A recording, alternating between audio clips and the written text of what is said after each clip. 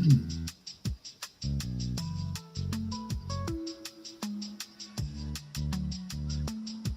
away we go. So good morning, good afternoon, good evening, everyone, wherever you happen to be in the world today. Welcome one and all to Coffee Talk. It is time once again for Coffee Talk Live, where we will be having some discussion about what is going on in the world today. We will take a look at some clips from the news, share a little bit of dialogue with those of you who are able to join us for the live portion. And if you would like to join us for the live portion, if you happen to be listening somewhere else, you can find us Monday through Friday at 2 p.m. Eastern Standard Time on YouTube, on Coffee Talk and Prepper University. That is at Coffee Talk Live and at Prepper University. Also, you can find me on Rumble, Coffee Talk 2, and that's the number 2. I don't know if it's working, so if somebody happens to run across Rumble and sees me live, you can tell me, if you don't mind, because I don't know if I can see comments reflected from there or not. I have no idea if it's working, so maybe someone can check that out for me. I'd appreciate it. That's Coffee Talk number 2, Coffee Talk 2 on Rumble. You can find me on X at Coffee Talk Chat and fistfulofradio.com, podcasting out of Atlanta as we get ready to jump off here. One feline in the room, Monkey, is here. You can't see him, though. You cannot see Monkey, unfortunately, but he might pop up. You know how he is, Monkey Cat, that is. Naturally, I do read through as many of the comments as is reasonable, and I will say hello to some of the people that are chiming in so far. I see Bob is here. Urban is here.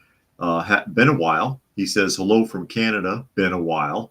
Thought I would pop in for the last day of 2024, hoping for a better 2025. Aren't we all?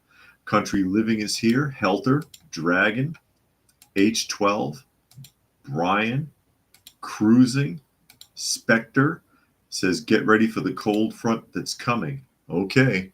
Yeah, well, I mean, it doesn't get too bad here, but we do get cold snaps from time to time. I'm currently in Georgia.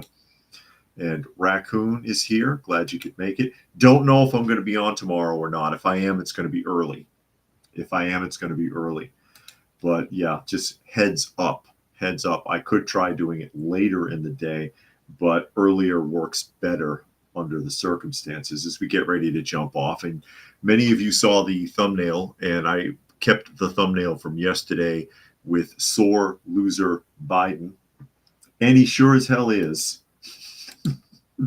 He sure as hell is. It never ends with this guy. It's an interesting coincidence that that Jimmy Carter died around the same time that Joe Biden's career is also dying, because they were also failure presidents who left the country in a far worse state than they found it. And this next article, or this first article, is going to be from the Telegraph. And I had alluded to this yesterday, so I wanted to pull up an article to demonstrate what I was talking about. Title reads, Biden maintains that he could have beaten Trump. That's right. He could have beat him. He could have taken him out. Dear old, sweet old, lovable old, reliable old, fully cognitive, brain works as well as it did when he was 20 years old, Uncle Joe. He would have trounced Trump if they didn't force him to quit the race. He would have beat him into the ground. I see Monkey has joined us. And Country says, are we sure he even knows he's not going to be president? Yeah, they could tell him that he's president, and he can sit in a wheelchair with a blanket over his knees in St. Croix for the next 4 years. And they'd be like, that's right, Mr.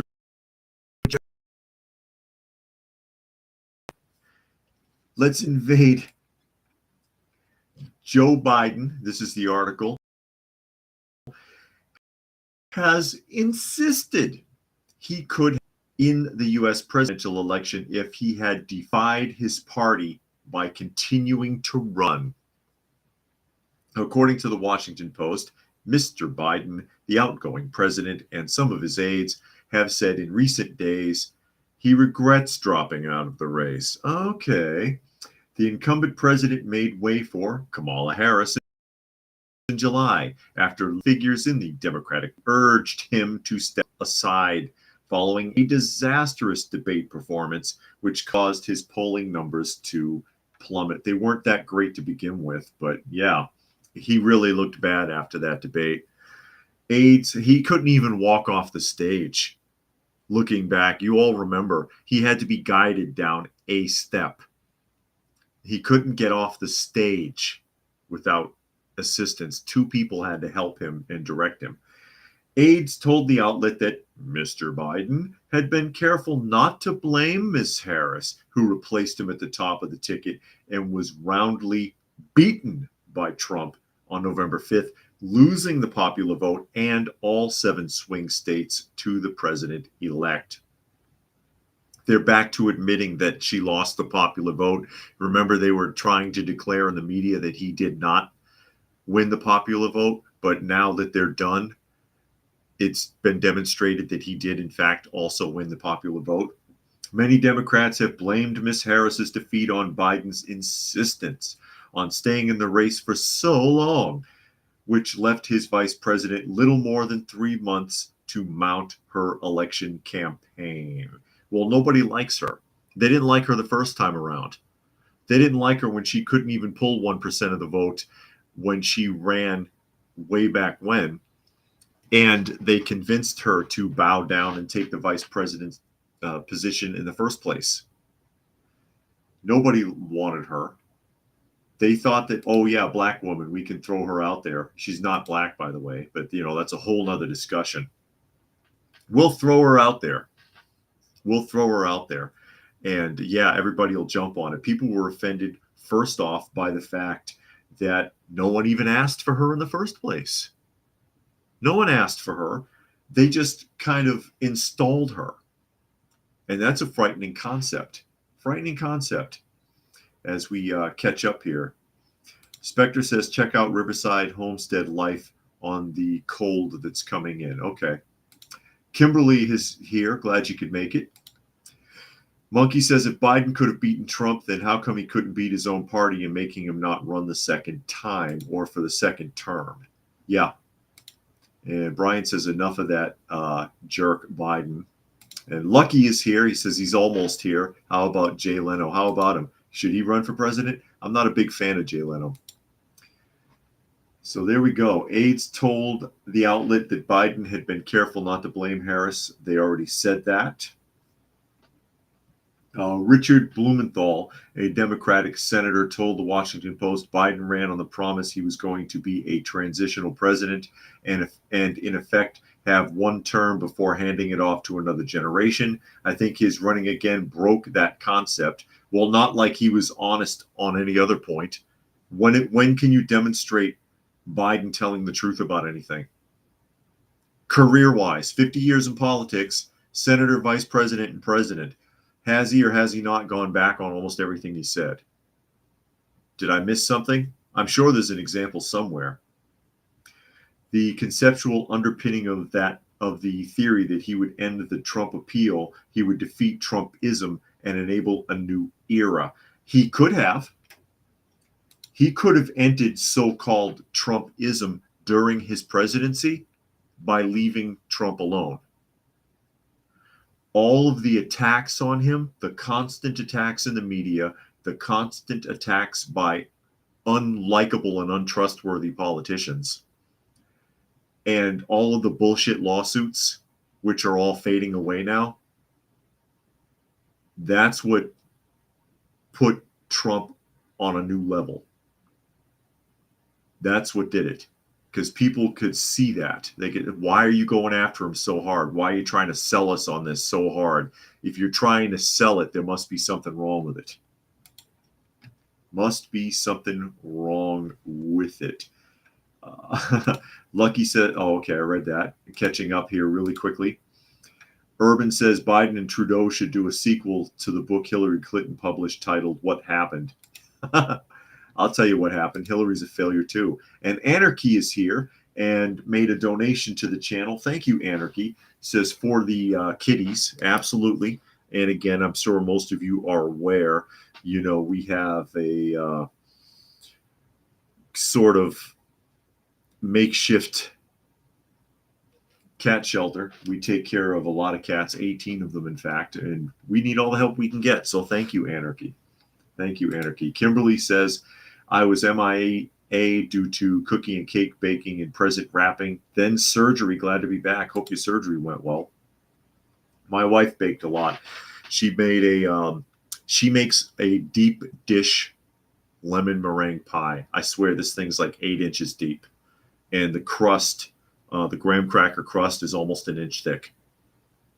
I'm not kidding. And it's not mushy. Really sweet, really tangy. She does a bang up job on it. I'm always trying to get her to make one. But she did one this holiday. And Gary Edwards is here. Lucky says he got his ass beat by the mob for gambling debts. Leno, look it up. Really? Is that what happened? How does he have gambling debts? That guy ought to be rolling in money. And Jane is here. Says we've been told January 9th maybe federal places closed due to mourn ex-President Carter. Really? Why? I mean, most people don't even remember President Carter. Honestly, most people don't even know. Most people don't know the presidents past their own lifetime. And Carter really contributed nothing when he was president. I don't think he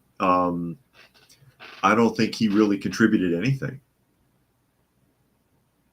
Seriously. Again, his big claim to fame was the Department of Education, and we see how that turned out. That's why it's almost number one on the chopping block right now, coming in with Ramaswamy and Musk. They want to see it reduced or eliminated. It's so destructive, the damage that the Department of Education has done. Lucky says he's wearing an eye patch. Wow. And Kimberly says the pie sounds like heaven on earth. It's fantastic. And she makes her own eggnog too, which is really good. So she did eggnog, she did the pie, and she did brownies. But she does the individual plate style brownies so that every one of them has crust. Because you know the crust is the best part. Eric says it's insane a woman can accuse a guy of abusing her in a dressing room from decades ago with not one piece of evidence to win only in America. I know. Or Europe. Country says he was a bad president, but he was a good man. And Johnny said something. Johnny Future, somebody who comes in from time to time on the chat, made a point yesterday. He said that Jimmy Carter was more useful after he left the presidency than during, and which makes sense because wasn't he tied in with Habitats for Humanity? And Sven says Carter wasn't on the take necessarily, but he was stupid. He also insisted that he had seen UFOs. He was big on that. I think that was him, right? But there we go. Biden blowing his own horn, saying that if they hadn't basically forced him to drop out of the race, he would have beat Trump. And remember, when he ran, he said that he would only run for one term anyway, and then ran for a second term. And then they install Harris because no one asked for her. There was no vote. There was no process. They just kind of threw her in there, and people didn't like that. People didn't like or trust her anyway, and it backfired. And H12 said, did Carter start Homes for Humanity? I'm not sure if he started it, but yeah, he was very involved with that.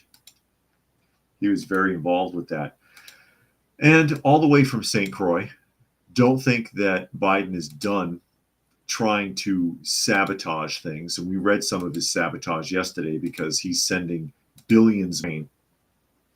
He's draining every penny that he can find in Washington.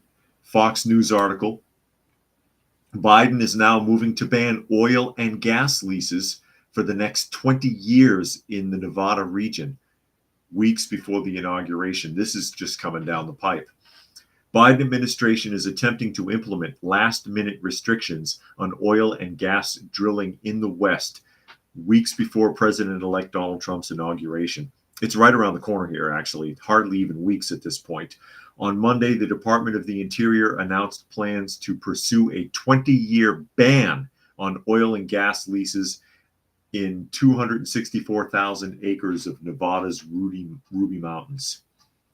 The administration submitted an application to withdraw the acreage from any potential leasing, which initiated a 2-year ban on new mineral leases in the area during the approval process. The proposal now heads into a 90-day public comment period, which will fall under the Trump administration. And very likely he will block that, because the idea is for the United States to be energy independent. If we have to get oil or anything from anywhere else in the world, then we are beholden to those countries and to those governments, and we have to make all kinds of shady deals, and we have to spend all kinds of money. We're much better off if we are energy independent, and that should be an absolute goal. The United States should be energy independent. Other countries should be coming here and begging. The Ruby Mountains are an iconic landscape with exceptional recreation opportunities and valuable fish and wildlife habitat worth preserving for the future, according to the Agriculture Secretary Tom Vilsack. Today's action honors the voices of tribal communities and conservation and sportsmen's groups, and marks another important step to protect a treasured landscape. However, the oil and gas industry, through modern methods, have demonstrated that they can, in fact, do their drilling without damaging landscapes anymore. That's the way they've been doing it in recent years to avoid any further conflicts with so-called indigenous groups or conservationists. Successfully, very successfully. Where they lay new pipelines and do new drilling, you can't even tell now. As we catch on here, Jane says Nancy Pelosi urged Harris to run. Spectre says his brother's Billy Bear became popular due to Carter's term. Yeah, and people to this day still try to collect those cans, and they're worthless. Stupid Billy Bear. Unopened cans of Billy Bear. Not worth much. But this is just more sabotage. This is just another thing that they can do to try to slow down Trump as he tries to reverse what damage has been done to the infrastructure of the United States. Kitty, don't do that. Come here. Come here, Granny Smith, as he tries to do more damage to the United States. Come here, baby. Come here, little bird. Come here. Oh, good girl. Here we go. Granny Smith, everybody. Hi, darling. There's Granny Smith. I'll let you get a look. Granny Smith, everyone. For those of you who can see, this is little Granny Smith. One of our little friends, one of our little shelter cats, although this one's not going anywhere. She's unadoptable because if you try, she will fight. Like this, she's fine. Hi. Hi, David. Pick me up. Play with me. Scratch me all day. She loves it. Try to get her adopted, and she goes totally apeshit and freaks out and fights everybody. It's incredible. So I guess we're just stuck with you, honey, aren't we? And I call her a little bird because she doesn't meow. She clicks and chirps and makes all kinds of weird noises that do not sound like they're coming from a cat at all. Right? There you go. Go on, honey. Anyways, as I catch up, Jane says her name is so cute, pretty cat. Yeah. Little Miss Granny Smith. Little Miss Granny Smith. You heard that? That was her. That gurgling chirp just now was her. And Gary says the two-party monopoly is ideological cop and bad cop. It's bad cop and worse cop. Jane says cats get used to owners and do not like new surroundings. And Kimberly says she only has eyes for you. Apparently. But that's Little Miss Granny Smith. Little Miss Granny Smith. But yeah, unfortunately, that Biden is still doing things to try to sabotage the incoming administration. It's very childish for an old man. Not that he's making those decisions. Not that he's making those decisions at all. I doubt that he's making any of those decisions on his own, unfortunately.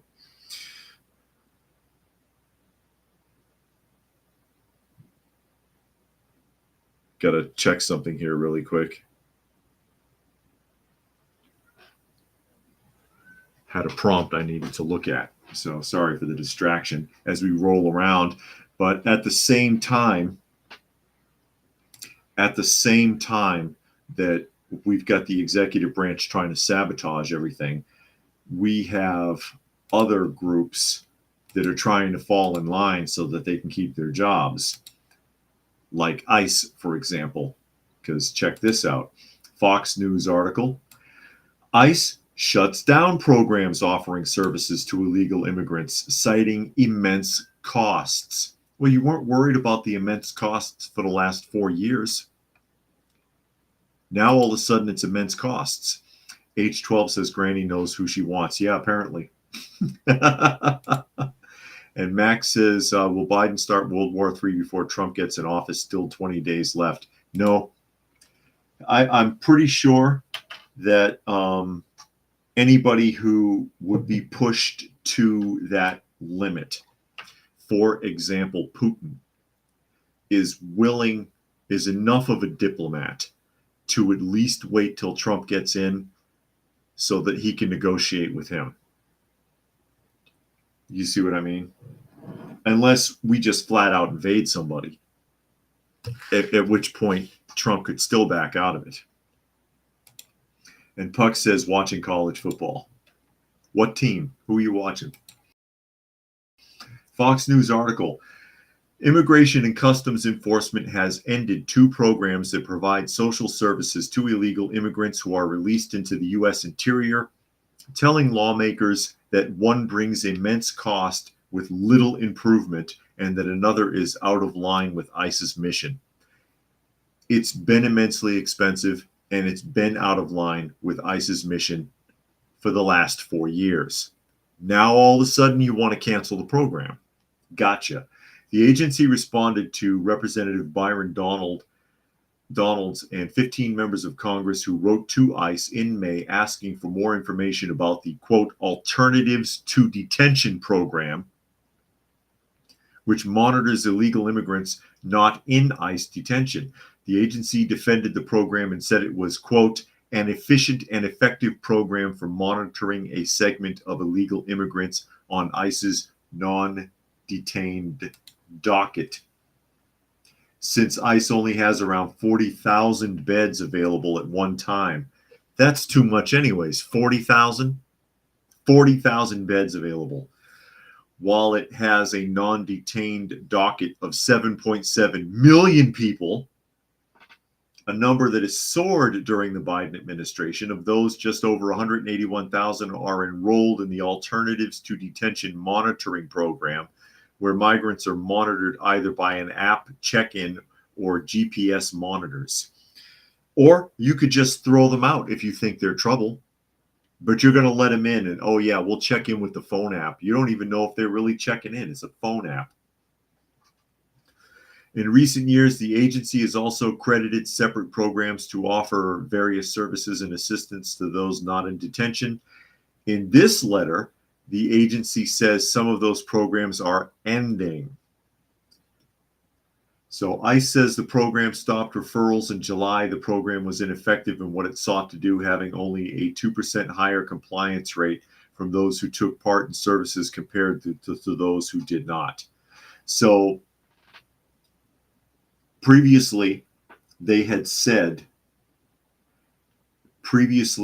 had said, quote, they consider them to be efficient and effective programs, highlighted right there, for monitoring segments of illegal immigrants not on the detention docket. But now Now they say it's with little improvement. Suddenly it costs too much and it doesn't work. I see. Just like that. Puck says Alabama versus Michigan is who they're watching. And Country says, does the government have 40,000 beds available for the 100 hurricane victims? Nope. Those beds were taken. Sorry. Those beds were taken. And Puck says, do Biden's handlers know about this? I'm sure they know now, but there's not too much they can do about it at the moment. Time's almost up. Time's almost up, and then hopefully that will go away. We'll see what happens. We'll see how what this next year brings us. But it would be a great relief to the taxpayer to not have to deal with this anymore. It would be a great relief. Great relief. I'll be happy because I'm tired of reading stories about it. I'm tired of reading stories about it. They maintain 40,000 beds. 40,000 beds, but as was just pointed out, nothing available for hurricane victims. Nothing available for hurricane victims. No money. There's no money. We can't find the money.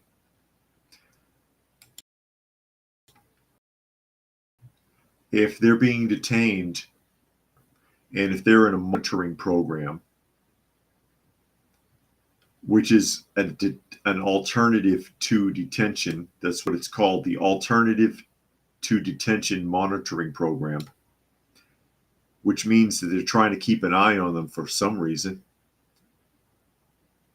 If there's a reason that you need to watch them, they probably shouldn't be here either. But now, all of a sudden,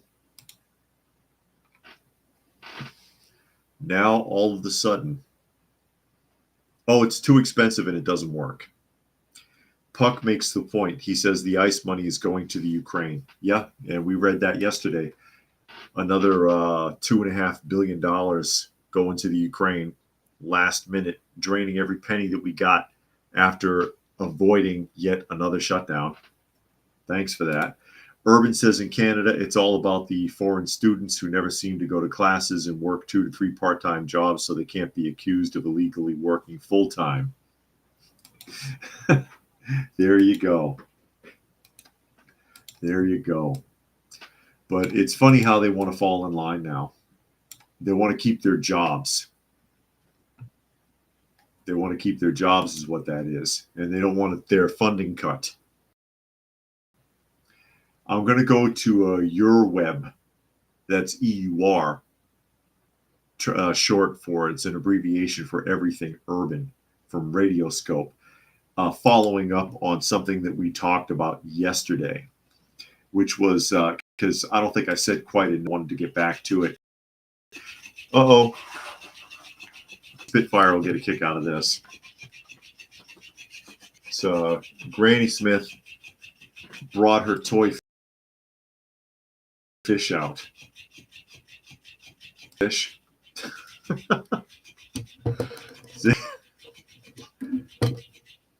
Am I still there? Because I got an orange warning there from Restream, so hopefully I'm still on the air. Am I still here? Am I still here? Because now nothing wants to work. Come on now. Give me a break. Give me a break. And I'm not sure what could be causing the problem.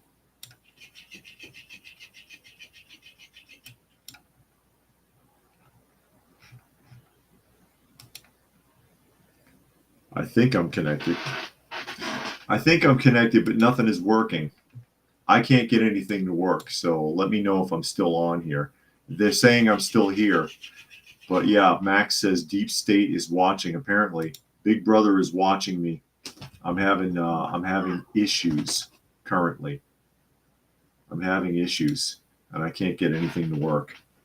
Country says still on YouTube. I'm frozen. my system is frozen, and so but I can see the chat scrolling there, but nothing seems to be the windows aren't working. The windows aren't working, and I got a little orange warning, a connectivity warning from Restream, but I don't know what the problem could be. But as long as we're still transmitting, basically the issue here, and I tried to trying to get that open, trying to get this open back up, was the who was trying to reclaim her property. You might remember that. She had been thrown out of her property, or she had been arrested for trying to reclaim her property, and that was a YourWeb, Georgia woman arrested for trying to reclaim home from squatters. From squatters. You might remember that from yesterday. So basically, and I'll read the article because I can see the article here. A Georgia woman arrested for criminal trespassing after attempting to reclaim her own home, which was occupied by an alleged squatter. And it's not just an alleged squatter because there's multiple people there. Multiple people were living in that house. The New York Post reports that despite a court ruling in mid-November ordering Sakamaya Johnson to vacate, she remained in the house. The homeowner, Lolitha Hale, who had assumed Johnson had left, encountered resistance when she arrived to clean out the space, but Johnson moved another person into the property to intimidate Hale. I returned on Monday to start painting, and she had broken the locks at my property. See, now that wasn't revealed yesterday in the article or the news article that we had watched. So they came back to the property, broke the locks after being put out, and broke in again.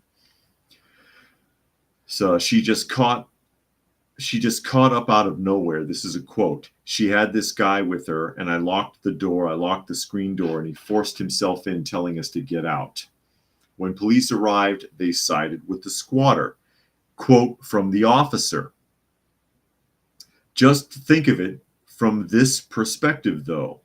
Everybody isn't as fortunate as you to have a bed. All the little things, a bed in their house, food in the kitchen, one officer told Hale. Body cam footage shows this. I do not know what the hell is going on with this restream, but I can't get this closed. Can you imagine being told that by the police? You contact the police, you got a court order to get these squatters out of your home. These squatters are not even former tenants, okay? They are friends of the girlfriend of a former tenant. So this is like fourth party.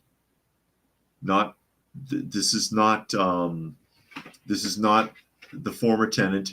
This is not even the girlfriend of the former tenant. This is their friends. You got the court order. You finally got them out of the house. You come back. The locks are broken because you got to clean the house out and paint it and do whatever. Find out what repairs you need to do. You get the police out there and they arrest you. And then they give you that bullshit. And I'll read the quote again. Just think of it from this perspective. Everybody isn't as fortunate as you to have a bed. All the little things, a bed in their house, food in the kitchen. One officer tells Hale with body cameras showing this. Body cameras is demonstrating this. I don't know why this is locked. This is actually very frustrating.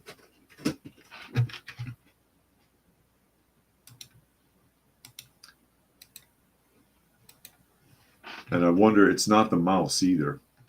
I could try unplugging and plugging the mouse back in. But yeah, I'm totally locked up here. Totally locked up. The dispute began in August when Hale discovered Johnson living in the home without her permission, sparking a lengthy legal battle.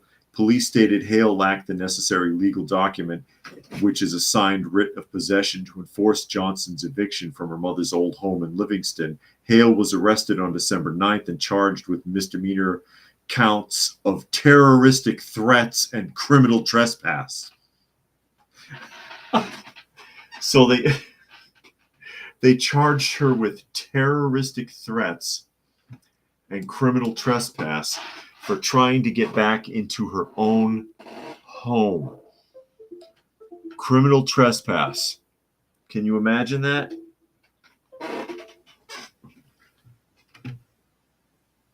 Terroristic threats and criminal trespass for trying to get into her own home. That makes absolutely no sense to me. Absolutely no sense. Sven says, and I can't put the comments up because it won't let me click anything.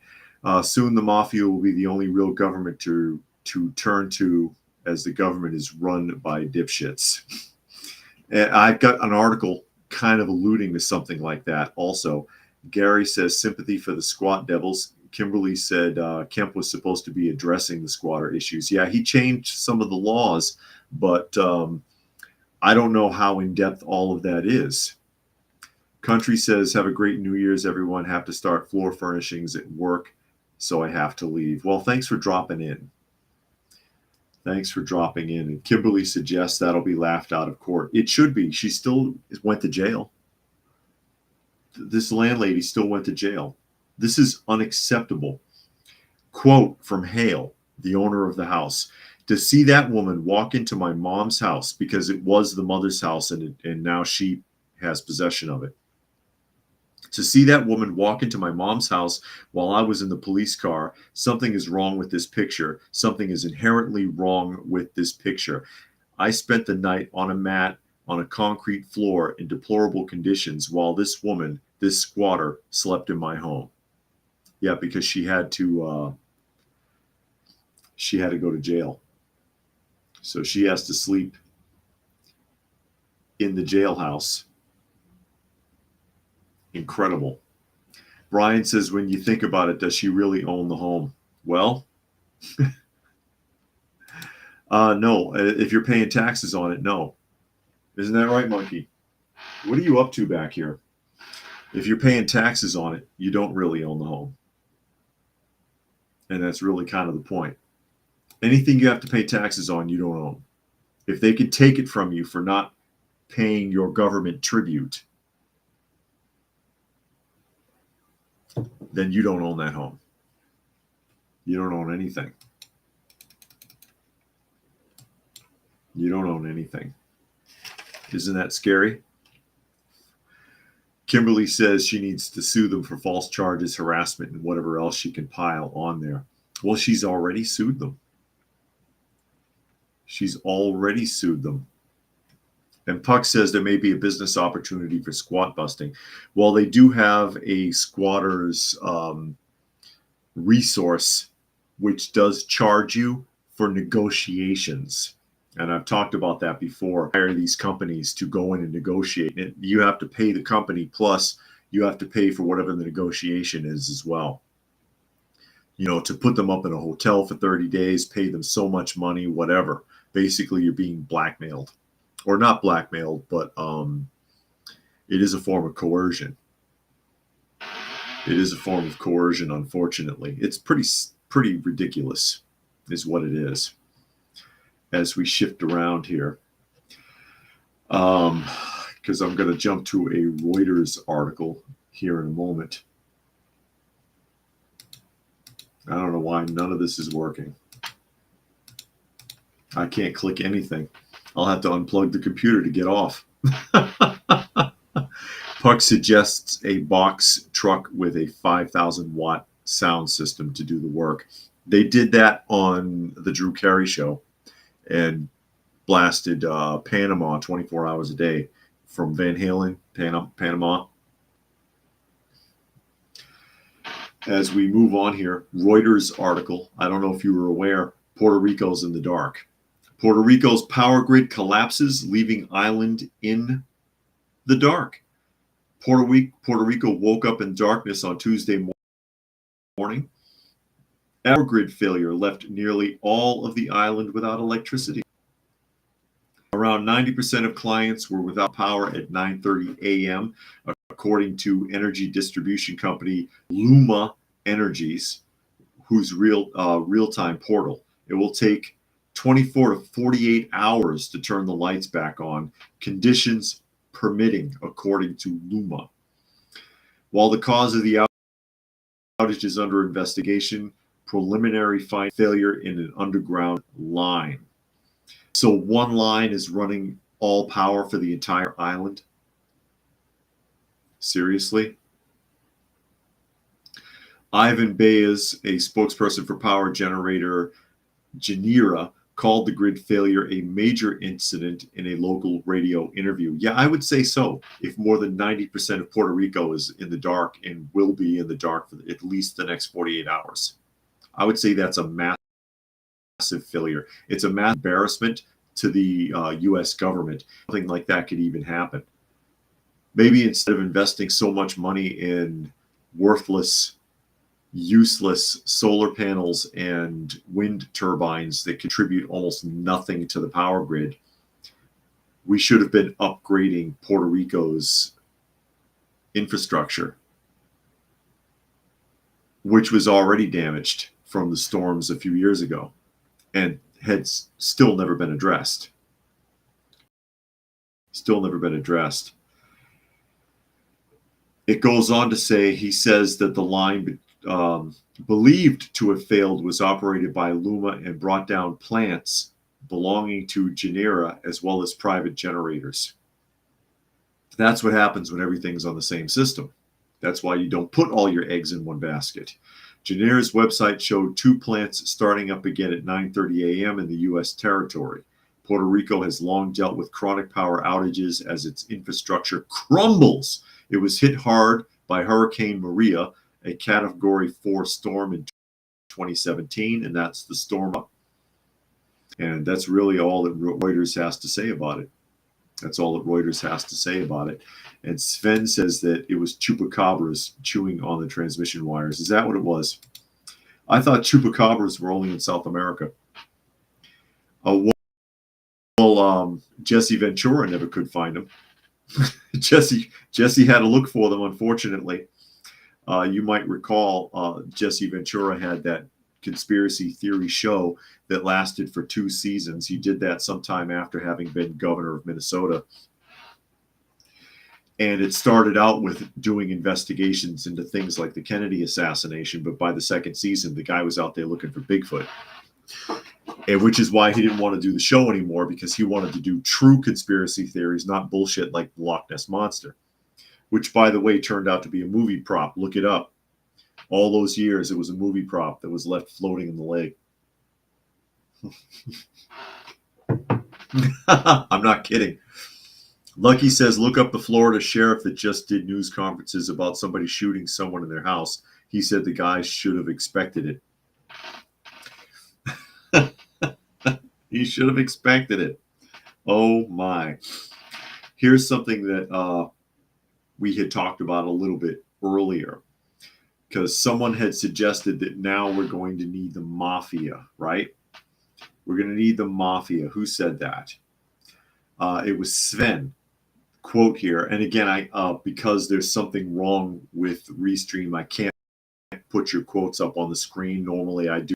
It said, soon the mafia will be the only real government to turn to, and a government to turn to a government that's run by dipshits.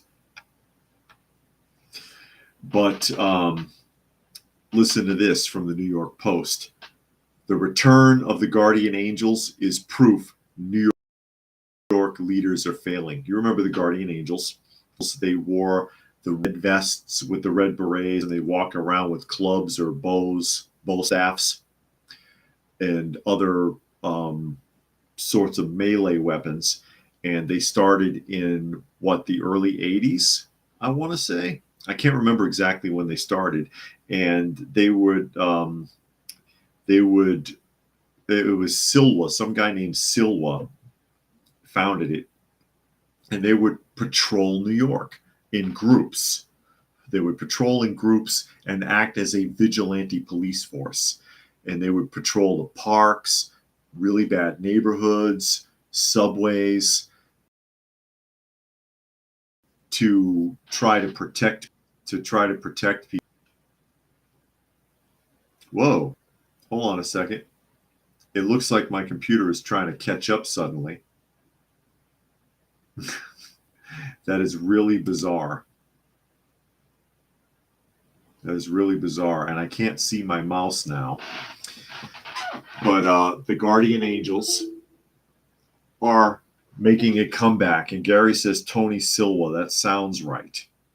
Am I back? Hey, I'm back. I can actually pull the article up now for you guys.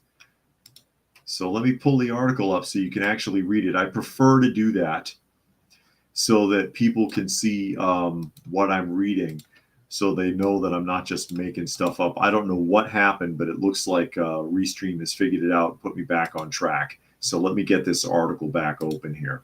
Let me open it on the computer so that you can see it. And it should be a New York Post article. Here it is. Okay, we're working again. New York Post, return of the Guardian Angels as proof New York leaders are failing. Well, apparently they never really went away, but they weren't really doing like full-on patrols of subways and stuff like they used to. They got away from that. They're back doing it again. A surge in New York, a sure sign, excuse me, I don't know where I got that from, that New York leaders have utterly failed to make riders feel safe. The Guardian Angels are returning to the subways. Founder Curtis Silva, okay, it's Curtis Silva, announced Sunday that the volunteer force will patrol the underground after a 4-year hiatus in response to sky-high crime in the system and the vile arson murder of a suspected homeless woman, December 22nd. Is she suspected homeless? How do they not know if she's homeless or not? Maybe they haven't identified her yet. Mayor Adams' office dismissed the Angels' return as meaningless, a meaningless stunt, and is indeed mostly symbolic. Their patrons can only do wellness checks on the mentally disturbed and homeless patrol cars, platforms for nefarious activity, and alert cops to potential problems. But every set of eyes helps, as does every visible source of order at a time when many New Yorkers suffer a well-founded fear that entering the subway puts you at risk of getting stabbed, robbed, pushed onto the tracks, or worse. And again, they've got 1,000 National Guard, plus the transit cops, plus the state police down there, and people are still getting killed.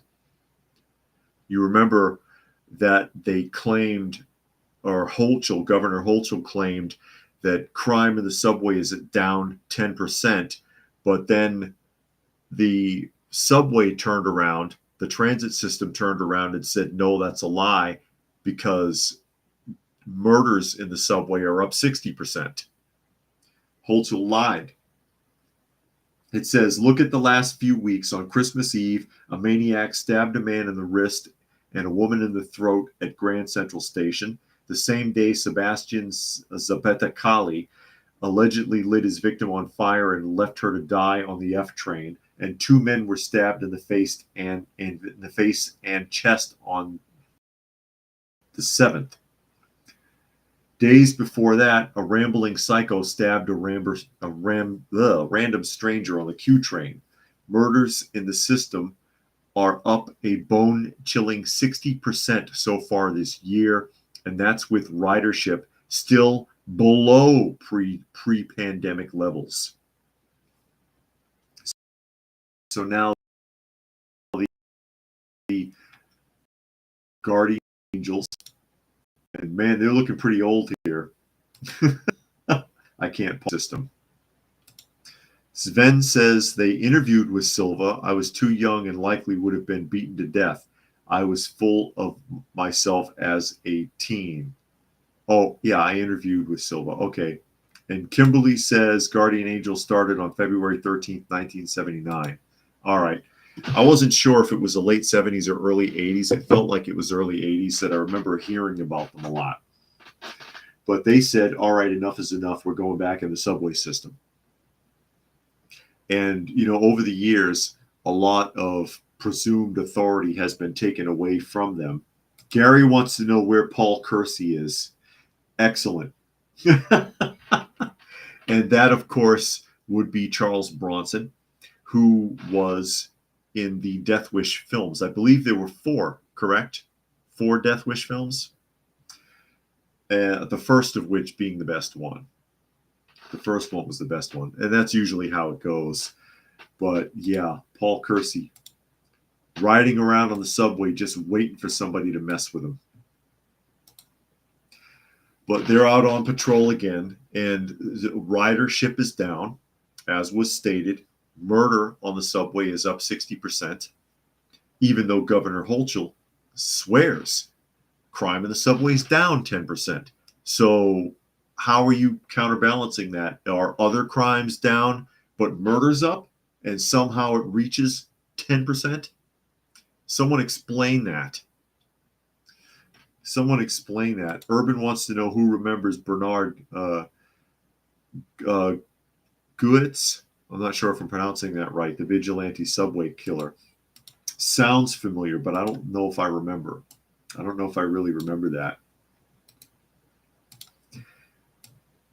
But yeah, they're a vigilante sort of neighborhood watch group.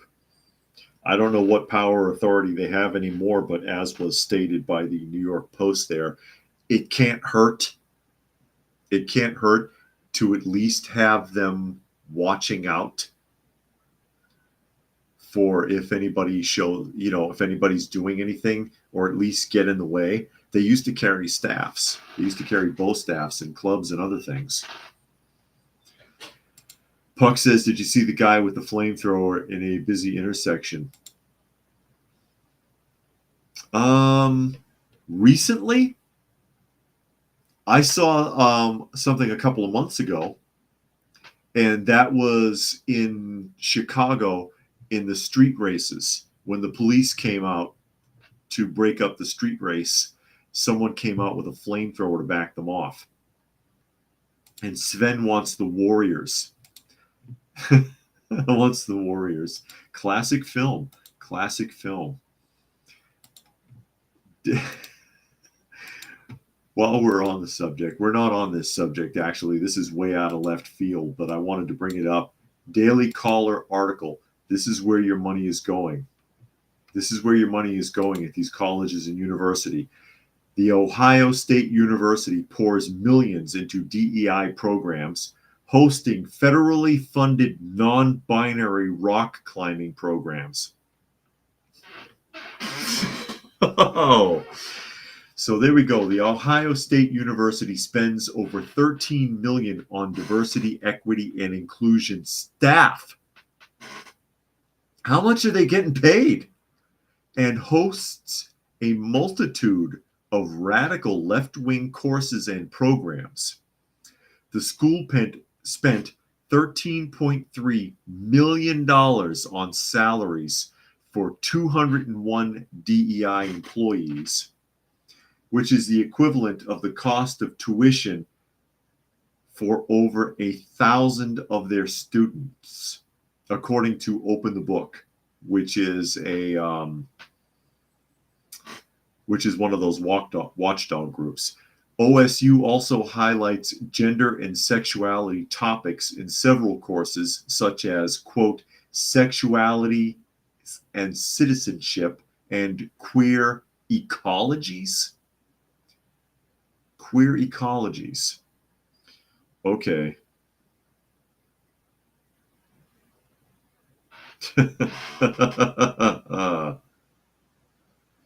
Incredible. OSU's 2 highest paid DEI officials make nearly $300,000 a year. 29 others make over $100,000, according to Open the Book's reports. Several employees are part of the, quote, diversity and inclusion or institutional equity offices, while others are professors within the departments, such as the Women's Gender and Sexuality Studies Division. God, what are we paying for this for? Don't send your kids to college anymore. Send them to a trade school. OSU's, oh, I read that.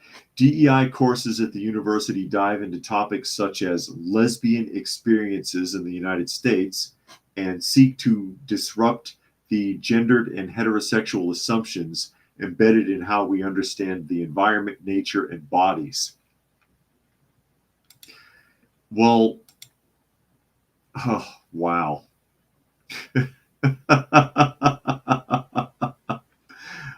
the thing is,